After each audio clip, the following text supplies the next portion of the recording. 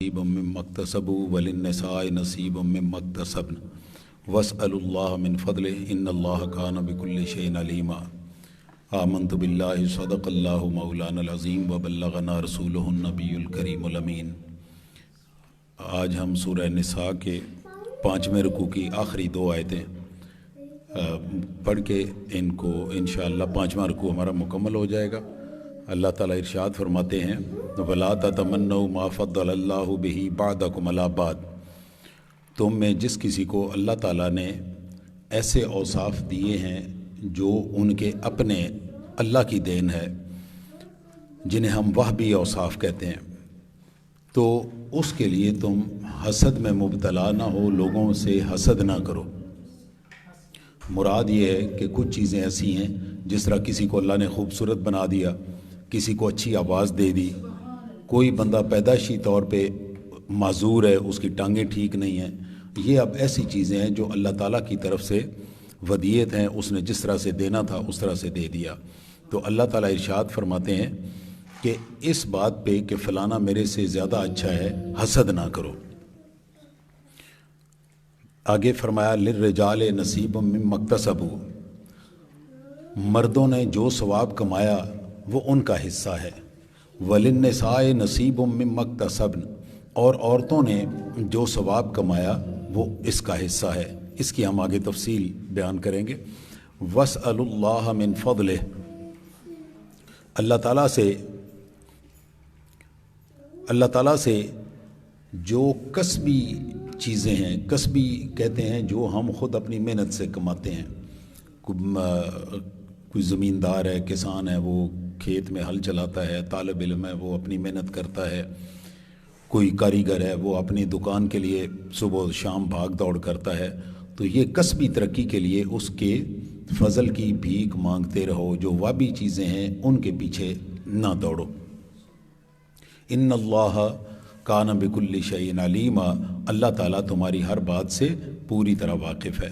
تو اللہ تعالیٰ نے لوگوں کو ایک جیسا نہیں بنایا، مختلف بنائے، کوئی خوبصورت ہے، کوئی معقول صورت ہے، کوئی عام صورت ہے، کسی کو اللہ تعالیٰ نے بہت پیاری آواز دی ہے، کسی کو بھدی آواز دی ہے، کسی کو طاقتور بنایا ہے، کسی کو کمزور بنایا ہے، کوئی جسمانی اور ذہنی قوتوں میں دوسرے سے زیادہ بہتر ہے، کوئی اس میں سے کم ہے، کوئی ایسا ہے جو معذور ہے، کوئی ایسا ہے جس کے سارے اعضاء بالکل ٹھیک ہیں۔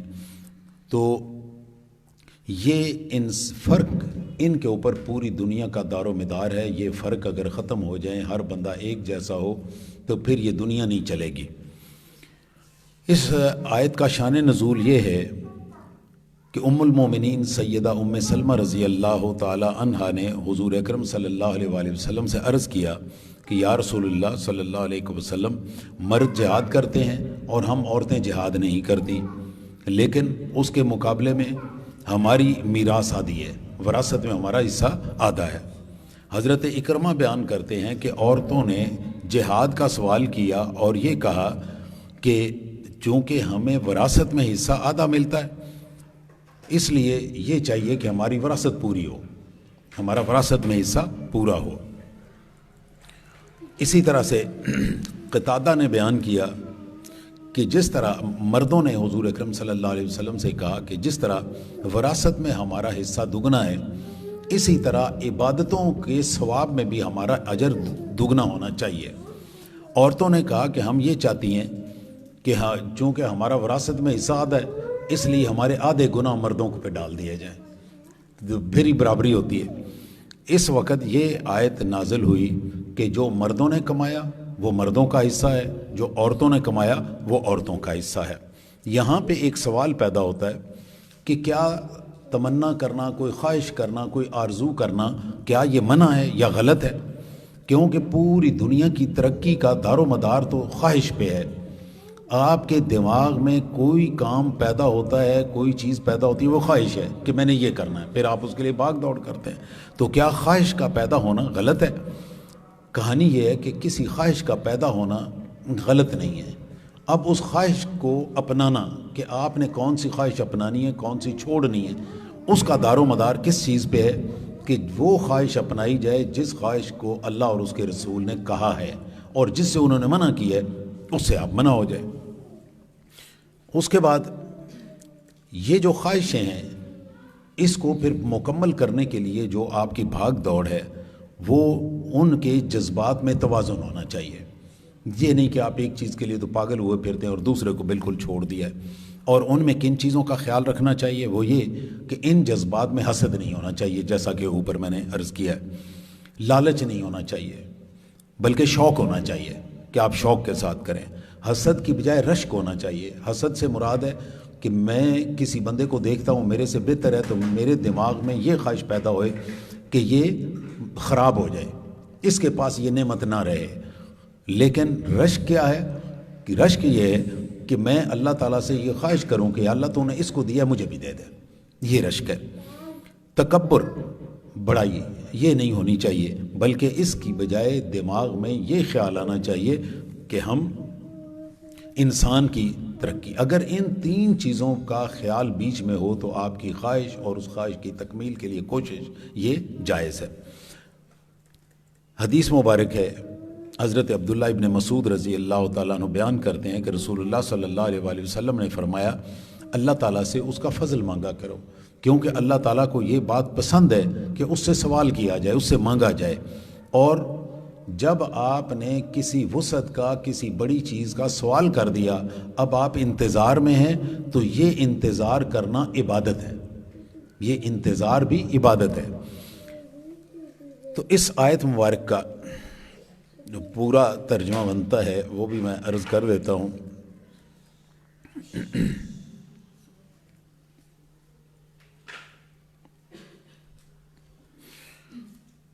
حضرت عبداللہ، اور تم میں سے جس کسی کو اللہ تعالیٰ نے وہبی اوصاف دیے ہیں اسے چاہیے کہ وہ حسد کا خیال دل سے نکال دے اور ان کی تمنا نہ کرے.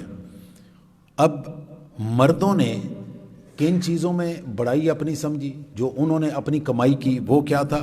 وہ تھا جہاد، شہادت. اب عورت جہاد میں نہیں جاتی، وہ گھر سنبھالتی ہے.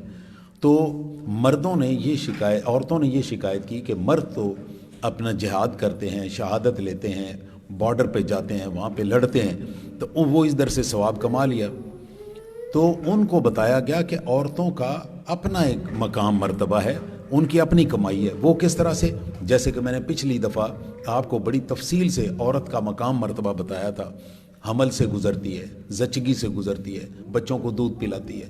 اب یہ وہ ثواب ہیں جو عورت کی قسمت میں، جو مرد کے نصیب میں نہیں ہے، اللہ تعالیٰ نے ان کے لیے. اس لیے یہ اپنی اپنی کمائی ہے، اور جو کچھ عورتوں نے کمایا وہ ان کا حصہ ہے. البتہ اللہ تعالیٰ سے کسبی ترقی کے لیے فضل کی بھیک مانگتے رہو، بے شک اللہ تعالیٰ ہر چیز سے پوری طرح واقف ہے. وَلِكُلِّ جَعَلْنَا، اگلی آیت 33ویں اور 5ویں رکوع کی آخری آیت ہے. وَلِكُلِّ جَعَلْنَا مَوَالِيَ مِمَّا تَرَكَ الْوَالِدَانِ وَالْأَقْرَبُونَ، جو وراثت تمہارے والدین یا تمہارے قریبی رشتہ دار چھوڑ جائیں تو یہ وراثت ان میں اسی طرح تقسیم کرو جس طرح ہم نے وراثت مقرر کی ہے، جس طرح وراثت کے قانون مقرر کیے ہیں. وَالَّذِينَ عَقَدَتْ أَيْمَانُكُمْ، البتہ وارثوں کے علاوہ جن لوگوں سے تمہارا عہد و پیمان ہو گیا، جن کے ساتھ آپ کے وعدے وعید ہو گئے، ان کا بھی وراثت میں حصہ ہے. فَآتُوهُمْ نَصِيبَهُمْ، انہیں ان کے حصے ادا کرو، انہیں ان کے حصے دو. یہاں پہ تھوڑی ساری ایک تفصیل بتانے والی ہے کہ وارثوں کے علاوہ سے کیا مراد ہے. وارثوں کے علاوہ سے مراد یہ ہے کہ زمانہ جاہلیت میں یوں ہوتا تھا، ایک رسم تھی، ابھی ہمارے ہاں بھی اب وہ بن گئی ہے، وہ یہ کسی کو منہ بولا بیٹا بنا لیا یا کسی کا بچہ لے کے خود پال لیا. اب یہ جو منہ بولا بیٹا بنانا تھا اس کو اگلے وارثوں کو وراثت میں حصہ دیتے تھے، وراثت میں اس کو شریک کر لیتے تھے. تو اب پہلے اس کو قائم رکھا گیا، اور صرف قائم نہیں رکھا گیا بلکہ اس میں یہ کہا گیا کہ ایسے لوگ جن کو اپنا بیٹا بنا لیا، جو تمہارے بیٹے ویسے نہیں ہیں، قرابت داری بھی کوئی نہیں ہے، رشتہ داری بھی کوئی نہیں ہے، ایسے لوگوں کا چھٹا حصہ مقرر کیا گیا. شروع میں یہ جو میں آیت پڑھ رہا ہوں اس میں اس کا چھٹا حصہ مقرر کیا گیا. لیکن بعد میں سورہ انفال جو قرآن پاک کی 8ویں صورت ہے، اس کی 75ویں آیت، اس کے ذریعے اس حکم کو منسوخ کر دیا گیا۔ وہ آیت کیا تھی؟ والذین آمنوا من بعد وہاجروا وجاہدوا معکم فاولئک منکم واولو الارحام بعضهم اولی ببعض فی کتاب اللہ، جو لوگ بعد میں ایمان لائے اور ہجرت کر آئے اور تمہارے ساتھ مل کر جد و جہد کرنے لگے، وہ بھی تم میں شامل ہیں، مگر اللہ کی کتاب میں خون کے رشتہ دار اور خون کے رشتہ دار ایک دوسرے سے زیادہ حقدار ہیں۔ اس کا مطلب ہے کہ جو وراثت ملے گی وہ کن کو ملے گی؟ جو خونی رشتہ دار ہیں، وہ ماں کی طرف سے ہوں یا باپ کی طرف سے۔ ان کی تفصیل ہم پہلے بیان کر رہے ہیں کہ کچھ ایسے رشتے ہیں کہ جن کو باپ کی طرف سے رشتے کی وجہ سے وہ ملتی ہے وراثت، اگر وہ نہیں ہیں تو پھر عورت والے وہ رشتے۔ لیکن وہ لوگ جو لے پالک ہیں یا ہم نے منہ بولا بیٹا انہیں بنا لیا اور ان کے ساتھ خونی تعلق کوئی نہیں ہے، ان کے لیے یہ اب وراثت میں حصہ ختم ہو گیا۔ آگے سنیے، ایک اور لوگ یہ کچھ یوں کیا کرتے تھے۔ ایک بندہ مسلمان ہو گیا، وہ پہلے مسلمان نہیں تھا، وہ فرض کیجئے میرے ہاتھ پہ مسلمان ہوا، مسلمان ہونے کے بعد اس نے ہجرت کی، بڑا کام کیا اسلام کے لیے، میرا اس کے ساتھ ایک معاہدہ ہو گیا، میرا اس کے ساتھ معاہدہ ہوا کہ بھائی تم مسلمان ہو، کل کو جب میں مروں گا ہم دونوں بھائی ہو گئے، مسلمان بھائی ہو گئے، ہمارے بھائی ہونے کے بعد ہم ایک دوسرے کی دیت اور ایک دوسرے کے پیسے کے ذمہ دار ہوں گے۔ ایک کے اوپر اگر کوئی مصیبت آتی ہے، پیسوں کی ضرورت ہے، تو دوسرا اس کے لیے خرچ کرے گا۔ یہ ہمارا آپس میں طے ہو گیا۔ اب جس وقت یہ بات طے ہو گئی تو ان کے لیے بھی یہ تھا کہ وہ حصہ اس میں رکھ سکتے ہیں، ان کے لیے چھٹا حصہ مقرر کیا گیا تھا۔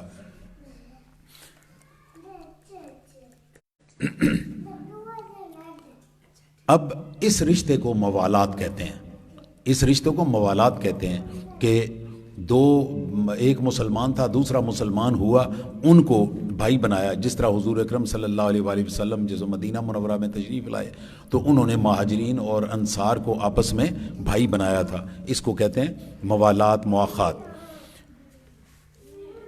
حضرت امام ابو حنیفہ رحمۃ اللہ تعالی علیہ یہ فرماتے ہیں، وہ کہتے ہیں کہ اس آیت کی بنا پر یہ رشتہ آج بھی قائم ہو سکتا ہے کہ اگر کوئی شخص کسی دوسرے کے ہاتھ پہ مسلمان ہوا، ان کا آپس میں وراثت کا طے ہو گیا، یہ آج بھی قائم ہو سکتا ہے بشرطے کہ اس مسلمان ہونے والے کا اپنا کوئی خونی رشتہ دار وارث نہ ہو۔ اگر کوئی نہ ہو تو پھر یہ حضرت امام ابو حنیفہ رحمۃ اللہ علیہ کے نزدیک اس میں یہ والی چیز ہے۔ اس کے بعد اگر اس آیت کی ہم تفصیل میں جائیں تو 4 قسم کے اقوال ملتے ہیں۔ سب سے پہلا یہ کہ جاہلیت کے دور میں لوگ ایک دوسرے سے وارث ہونے کا جو عہد کرتے تھے، یہ حکم منسوخ ہو گیا۔ دوسرا، مہاجرین اور انصار جن کو حضور اکرم صلی اللہ علیہ وسلم نے ایک دوسرے کا بھائی بنایا تھا، ان میں حضرت امام ابو حنیفہ کے نزدیک اس آیت کے مطابق اگر وہ دونوں کے دونوں مسلمان بھائی ایک کا اولاد نہیں ہے، بہن بھائی کوئی نہیں ہے، خونی رشتہ داروں میں وارث کوئی نہیں ہے، تو اس کو وراثت میں حصہ مل سکتا ہے۔ تیسرا، یہ وہ لوگ جنہیں زمانہ جاہلیت میں اپنا بیٹا بنا لیا کرتے تھے اور جب کہ وہ ان کے اپنے بیٹے نہیں ہوتے تھے، ان کے مطابق یہ آیت منسوخ ہو گئی، ان کا یہ حکم منسوخ ہو گیا، اب انہیں وراثت میں حصہ نہیں مل سکتا۔ چوتھا، حضرت امام ابو حنیفہ رحمۃ اللہ تعالی علیہ کے نزدیک، میں نے پہلے بھی عرض کیا، میں اس کے اختصار کے ساتھ یہ دوبارہ اس کو ریپیٹ کر رہا ہوں، ان کا کہنا یہ ہے کہ باپ کے رشتہ دار اور ماں کے رشتہ دار اگر موجود ہیں تو وراثت انہیں کو ملے گی، لیکن اگر ان میں کوئی بھی موجود نہیں ہے، نہ ماں کے رشتہ داروں میں نہ باپ کے رشتہ داروں میں کوئی وارث موجود نہیں ہے، تو پھر ان کے ساتھ جو معاہدہ ہوا ہے اس معاہدے کے مطابق وراثت میں سے حصہ انہیں مل سکتا ہے۔ حضرت جبیر بن مطعم رضی اللہ تعالی عنہ سے یہ حدیث مبارک مروی ہے کہ رسول اللہ صلی اللہ علیہ وآلہ وسلم نے فرمایا، اسلام میں حلف نہیں ہے یہ جو قسمیں ہم اٹھاتے ہیں، اسلام میں حلف نہیں ہے، حلف صرف زمانہ جاہلیت میں ہوتا تھا، اور اسلام میں اس حلف کی شدت میں اور اضافہ کیا گیا ہے.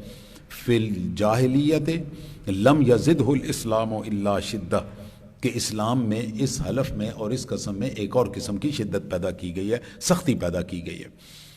اس کا مطلب یہ ہے کہ غیر شرعی باتوں پر قسم اٹھانے کی ممانعت ہے، غیر شرعی باتیں. دوسرا یہ کہ وارث بنانے کے لیے قسم اٹھانے کی بھی ممانعت ہے، کہ میں فلاں بندے کو اپنا وارث بنا رہا ہوں، میں نے قسم کھا لی، اللہ کی قسم ہے میں اس کو وارث بنا رہا ہوں، تو اس کی بھی قسم غلط ہے. اس کے بعد جو ایک دوسرے کے ساتھ تعاون کا معاہدہ کیا ہوا ہے، جس میں رشتہ دار وارث نہیں ہیں، اس میں اللہ تعالیٰ نے مزید سختی کر دی کہ اس کے اوپر آپ قائم رہیں. ان اللہ کان علی کل شیء شہیدا، بے شک اللہ تعالیٰ ہر چیز پر گواہ ہے. جو باتیں آپ نے کی ہوئی ہیں ان سارے کے اوپر اللہ تعالیٰ گواہ ہے. تو اس آیت کا جو مکمل ترجمہ بنتا ہے، جو ترکہ اور وراثت والدین یا تمہارے قریبی رشتہ دار چھوڑ جائیں، ہم نے جس طرح اس کے وارث مقرر کر دیے ہیں، ان میں وراثت اسی کے مطابق تقسیم کرو. البتہ وارثوں کے علاوہ جن لوگوں سے تمہارا عہد و پیمان ہو چکا ہو، ان کا بھی وراثت میں حصہ ہے، انہیں ان کا چھٹا حصہ دو. تو یہ ساری کی ساری دونوں آیتوں کی تفصیل تھی. 5واں رکوع ہمارا مکمل ہو گیا. اس میں اگر آپ کے ذہن میں کوئی بات ہو، کوئی پوچھنے والی ہو تو آپ پوچھ سکتے ہیں.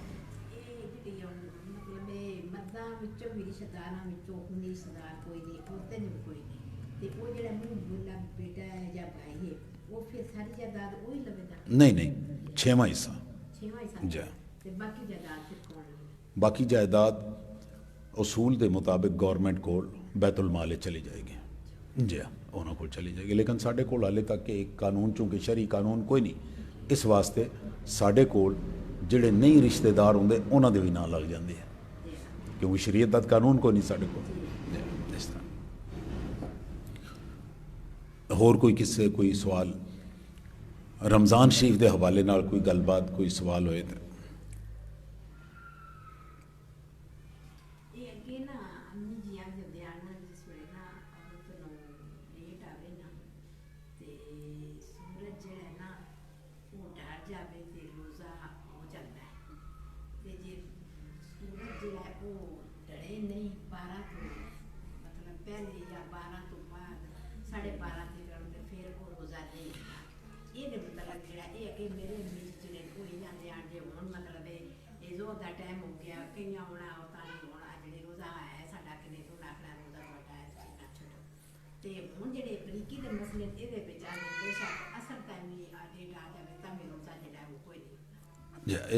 اسی بھی پہلے انج ہی سنتے رہے ہیں. لیکن وہ کہ اگر ایک بندہ دیگر وقت روٹی کھا لینا تو وہ روزہ ٹوٹ جائے گا کہ نہیں ٹوٹے گا؟ روٹی کھا لے تو ایک بندے نو منہ بھر کے الٹی آ جاندی، چلو روٹی تے اپنے اختیار نال کھاندا ہے نا، لیکن الٹی آ گئی وہ اختیار وچ نہیں، اور منہ بھر کے آ گئی، وہ بھی روزہ ٹوٹ جائے گا. بالکل اسی طرح یہ روزہ کھلن تو پہلے پہلے یہ اگر ہوندا ہے تو وہ روزہ ختم ہو گیا جی. اور اس روزے تے کفارہ نہیں ہے، یہ ذہن چ رکھنا، یہ قضا ہے، یہ کفارہ نہیں ہے جی. یہ قدرتی امر ہے نا جی.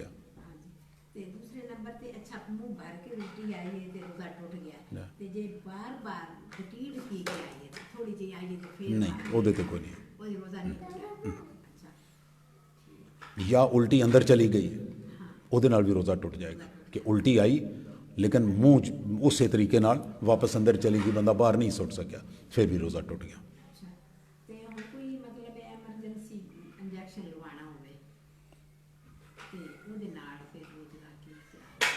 انجیکشن پاویں ایمرجنسی لو پاویں ویسے لو، یہ روزہ نہیں ٹوٹتا نہ، بالکل نہیں ٹوٹتا، پکی گل ہے.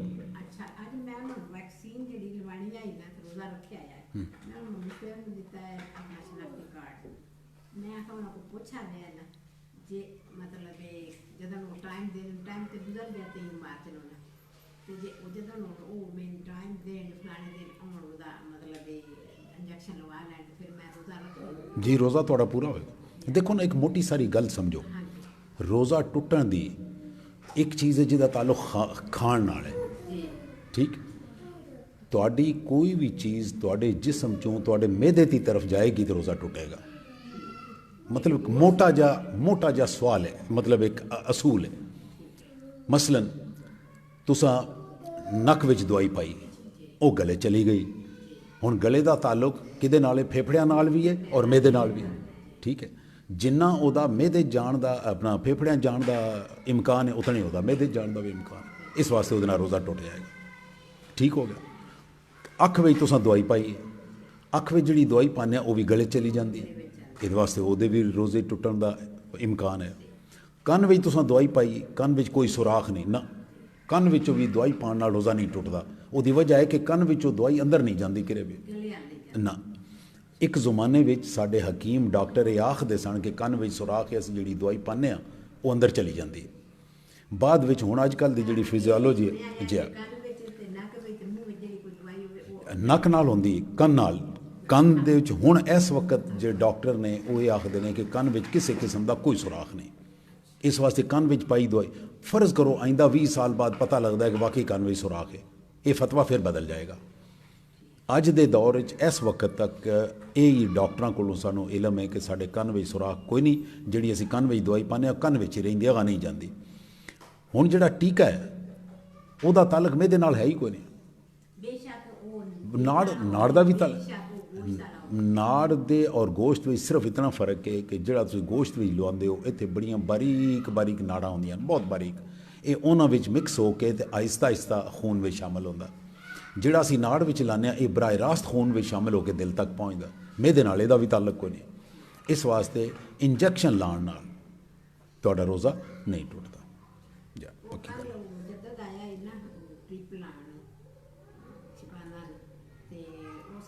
ਵੈਕਸੀਨ ਤੁਹਾਡੀ ਆਈ ਹੋਈ ਉਹ ਤੁਸੀਂ ਲਾਣੀ ਬੇਸ਼ੱਕ ਲੇਟ ਹੋ ਗਏ ਹੋ ਤੇ ਤੁਸੀਂ ਮੈਂ ਆਪਾਂ ਮੈਂ ਰੋਜ਼ਾ ਰੱਖਿਆ ਹੈ ਤੇ ਮੈਂ ਜਾਵਾਂ ਰੋਜ਼ਾ ਤੇ ਮੈਂ ਨਹੀਂ ਛੱਡਣਾ।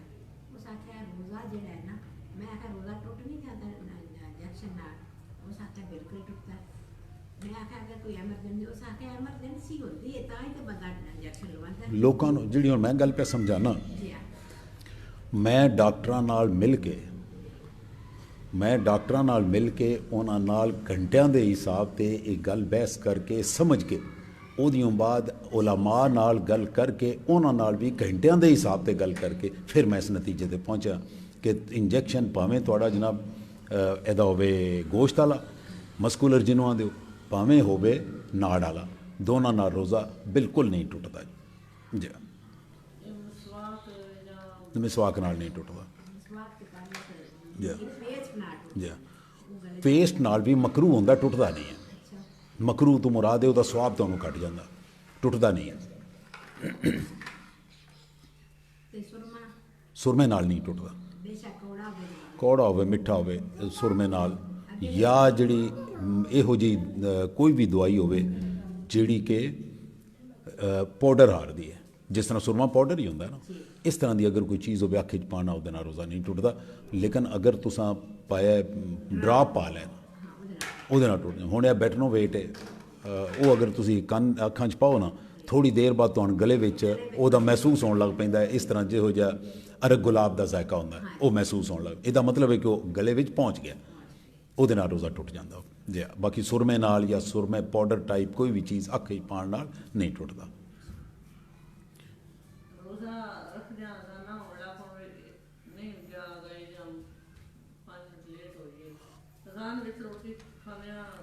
ਸਭ ਤੋਂ ਪਹਿਲੀ ਚੀਜ਼ ਇਹ ਹੈ ਕਿ ਰੋਜ਼ੇ ਦਾ ਅਜ਼ਾਨ ਨਾਲ ਤਾਲੁਕ ਕੋਈ ਨਹੀਂ। ਠੀਕ, ਰੋਜ਼ੇ ਦਾ ਅਜ਼ਾਨ ਨਾਲ ਤਾਲੁਕ ਨਹੀਂ ਹੈ, ਰੋਜ਼ੇ ਦਾ ਵਕਤ ਨਾਲ ਤਾਲੁਕ ਹੈ। ਮੈਂ ਇੱਕ ਉਹਦੀ ਮਿਸਾਲ ਦੇਣਾ ਕਿ ਅੱਜ ਰੋਜ਼ੇ ਦਾ ਜਿਹੜਾ ਟਾਈਮ ਸੀ ਉਹ ਸੀ 4:08। ਅੱਜ ਰੋਜ਼ਾ ਬੰਦ ਹੋਣ ਦਾ ਟਾਈਮ 4 ਸਹਿਰੀ ਖਤਮ ਹੋਣ ਦਾ ਟਾਈਮ ਸੀ। ਹੁਣ ਇੱਕ ਮੌਲਵੀ ਸਾਹਿਬ ਨੇ ਅਜ਼ਾਨ 4:30 ਵਜੇ ਦਿੱਤੀ।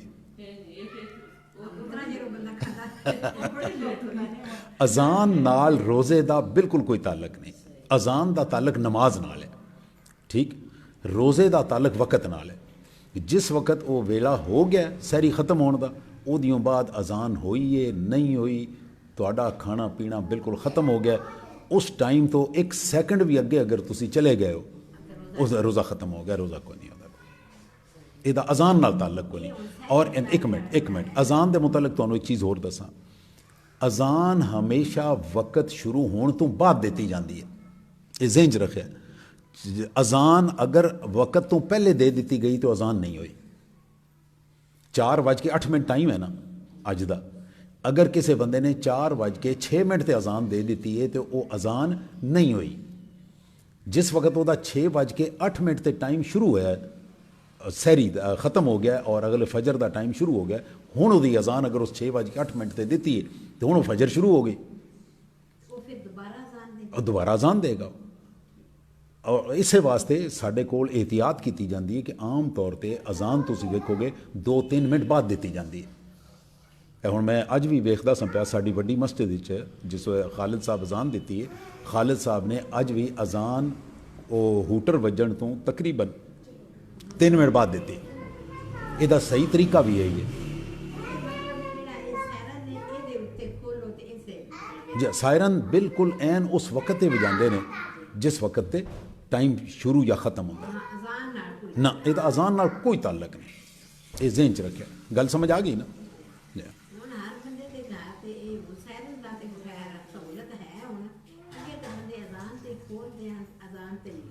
ਨਹੀਂ ਇਹ ਚੀਜ਼ਾਂ ਉਸ ਵਕਤ ਅਸਲ 'ਚ ਘੂਗੂ ਸ਼ੂਗੂ ਅਸੀਂ ਹੁਣ ਜਿਹੜਾ ਤੁਹਾਡਾ ਮੇਰਾ ਜ਼ਮਾਨਾ ਹੈ, ਅਸੀਂ ਨਗਾਰੇ ਤੇ ਵੀ ਖੋਲ੍ਹਦੇ ਰਹੇ। ਯਾਦ ਹੈ ਨਗਾਰਾ ਵੱਜਦਾ ਸੀ? ਅੱਛਾ, ਉਹ ਨਗਾਰੇ ਵੀ ਇੰਝ ਵੱਜਦੇ ਸਨ। ਸਾਡੀ ਮਸਜਿਦ ਵੀ ਵੱਜਿਆ, ਉਸ ਨੂੰ ਸੁਣ ਕੇ ਤਰਖਾਣ ਵਾਲੀ ਮਸਜਿਦ ਵਾਲੇ ਵਜਾਇਆ, ਉਹਨੂੰ ਸੁਣ ਕੇ ਚੜ੍ਹਦੇ ਵਾਲੇ ਪਾਸੇ ਇੱਥੋਂ ਤੱਕ ਆਉਂਦੇ ਉਂਝ ਹੀ 3-4 ਮਿੰਟ ਦਾ ਫਰਕ ਪੈ ਜਾਂਦਾ ਸੀ। ਇਸ ਵਾਸਤੇ ਇਹਦਾ ਤਾਲੁਕ ਜਿਹੜਾ ਉਹ ਰੋਜ਼ੇ ਦਾ ਇਹਦੇ ਨਾਲ ਹੈ, ਵਕਤ ਨਾਲ ਹੈ। ਔਰ ਹੁਣ ਤਾਂ ਬੜੀ ਸਹੂਲਤ ਹੋ ਗਈ। ਇਹ ਹੁਣ ਮੇਰੇ ਮੋਬਾਈਲ ਵਿੱਚ ਉਹ ਸਾਰੀ ਦੀ ਸਾਰੀ ਐਪ ਮੌਜੂਦ ਹੈ। ਮੈਂ ਹਰ ਰੋਜ਼ ਰੋਜ਼ੇ ਤੋਂ 5 ਮਿੰਟ ਪਹਿਲਾਂ ਇੱਕ ਵਾਰੀ ਉਹਨੂੰ ਖੋਲ੍ਹ ਕੇ ਵੇਖ ਲੈਣਾ ਕਿ ਕਿੰਨੇ ਵਜੇ ਰੋਜ਼ਾ ਖੋਲ੍ਹਣਾ। ਅੱਜ ਸਹਿਰੀ ਦਾ ਟਾਈਮ ਹੈ। ਮੈਂ ਆਪਣੀ ਸਹਿਰੀ ਜਦੋਂ ਦਾ ਮੈਨੂੰ ਇਸ ਮਸਲੇ ਦੀ ਸਮਝ ਆਈ ਹੈ, ਮੈਂ ਸਹਿਰੀ ਆਪਣੇ ਵਕਤ ਤੋਂ 4-5 ਮਿੰਟ ਪਹਿਲੇ ख़त्म ਕਰ ਦੇਣਾ ਤਾਂ ਕਿ ਮੈਨੂੰ ਉਹ ਗਲਤੀ ਨਾ ਲੱਗੇ ਕਿ ਜੇ ਅੱਗੇ ਅਜ਼ਾਨ ਤੱਕ ਅਸਾਂ ਪਹੁੰਚਣਾ ਜਾਂ ਸਾਇਰਨ ਤੱਕ ਪਹੁੰਚਣਾ, ਉਹ ਖਰਾਬ।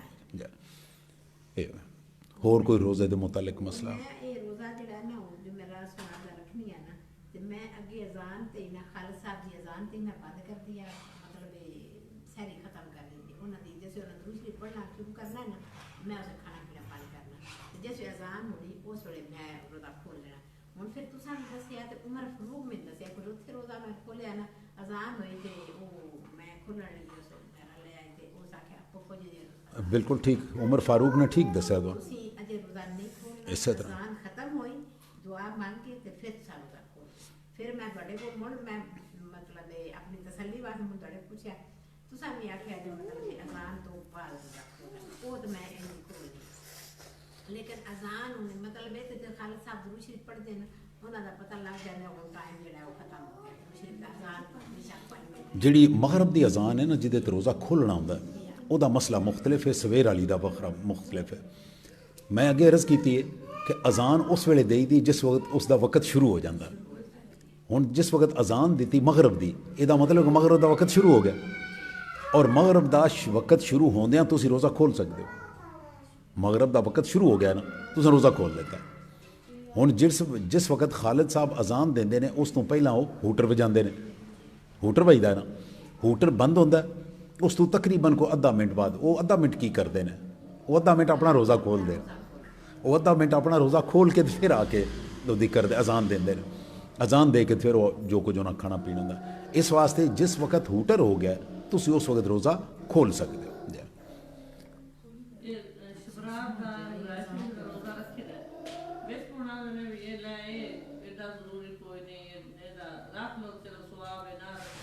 ਇੰਜੀ ਇਸੇ ਤਰ੍ਹਾਂ ਨਫਲੀ ਇਬਾਦਤ ਜਿਹੜੀ ਹੈ, ਨਫਲੀ ਇਬਾਦਤ ਦਾ ਇਹੀ ਹੁਕਮ ਹੈ ਅੱਲਾ ਦੀ ਤਰਫੋਂ ਕਿ ਅਗਰ ਤੁਸੀਂ ਉਹ ਨਫਲੀ ਇਬਾਦਤ ਕਰ ਲੈਂਦੇ ਹੋ ਤਾਂ ਤੁਹਾਨੂੰ ਉਹਦਾ ਸਵਾਬ ਮਿਲ ਜਾਏਗਾ। ਅਗਰ ਤੁਸੀਂ ਨਹੀਂ ਕਰਦੇ ਤਾਂ ਤੁਹਾਨੂੰ ਗੁਨਾਹ ਕੋਈ ਨਹੀਂ। ਲੇਕਿਨ ਇਹਦਾ ਇੱਕ ਦਰਜਾ ਹੈ, ਉਹ ਮੈਂ ਅਰਜ਼ ਕਰਨਾ। बुखारी और मुस्लिम दी मुतफ़क़ नलै हदीस है, हदीस कुदसी है। हदीस कुदसी तो मुराद होंदा है फरमान अल्लाह ताला दा, लेकिन हदीस हुज़ूर अकरम सल्लल्लाहु अलैहि वसल्लम ने बयान फरमाया।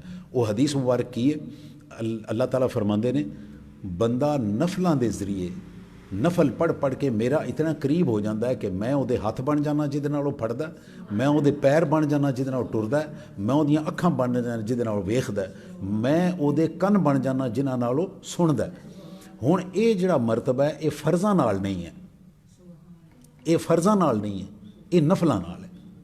इस वास्ते नफलों में सुस्ती नहीं करनी चाहिए। जिहड़ा तुहानूं मौका मिले नफली इबादत का फतवा यही है। لیکن ہوں تو کچھ فالتو کرنا ہے تو وہ جانا نا. ہوں ایک بچہ ہے وہ ایم اے کرتا پیا, جہاں وہ کتاباں نے سلیبس پڑھتا امتحان دے چڑھتا, وہ اپنا 50-60 نمبر لے کے پاس ہو جاتا. جس بچے نے ایم اے 100 چوں 90 نمبر لینے نے, اس نال 2-4 کتاباں ہور پڑھنیاں نے تاں اس نوں نمبر لبنے. جہاں تھوڑے فرض عبادت ہے وہ تمہیں کی لبدا, پھر تمہیں نفل سمجھ آ جائے گی. فرض عبادت جو تمہیں یہ لبدا ہے کہ جس بندے نماز نہیں پڑھی انہوں کل جتیاں پین گیا, جس بندے فرض روزہ چھڈیا انہوں کل اللہ دی طرفوں مار پے گی, جس بندے وہ روزہ رکھ لیا اس مار تو بچ گیا, جس بندے نماز پڑھ لی فرض نماز وہ مار تو بچ گیا. یہ گل سمجھ آئی نا. جس بندے نفلی روزہ نہیں رکھیا انہوں کوئی مار نہیں پینی, انہوں کوئی مار نہیں پینی. اس نے جس روزہ رکھنا ہے تو انہوں وادو انعام لبنا ہے. انعام وہ کی ہے؟ اللہ تعالیٰ فرماندے پہ کہ نفلی عبادت نال میں وہ ہاتھ بن جانا جنہاں نال وہ ٹرتا ہے, میں انہاں دے کن بن جانا جنہاں نال وہ سندا ہے, میں وہ اکھاں بن جانا جہاں نال وہ ویکھدا ہے, اور میں وہ پیر بن جانا جنہاں نال وہ ٹردا. یہ نفلاں نال ہے, یہ فرضاں نال نہیں ہے. کئی عورتاں نہ میریاں بہناں بیٹیاں ساریاں ہوندیاں نا 27 دی رات نو انہاں مکمل جاگنا ہے نفل پڑھ. اچھی گل. 27 دی مطلب یہ اپنا رجب نو انہاں جاگنا ہے, شب برات تے انہاں 15 مبشر جی جی نفل پڑھنے عبادت کرنی روزہ رکھنا ہے. عام روٹین میں جڑی فرض نماز ہے نا ان مطلب بند کر. اس نو چھڑ دینا. دیکھو فرض دا اپنا ایک مقام ہے,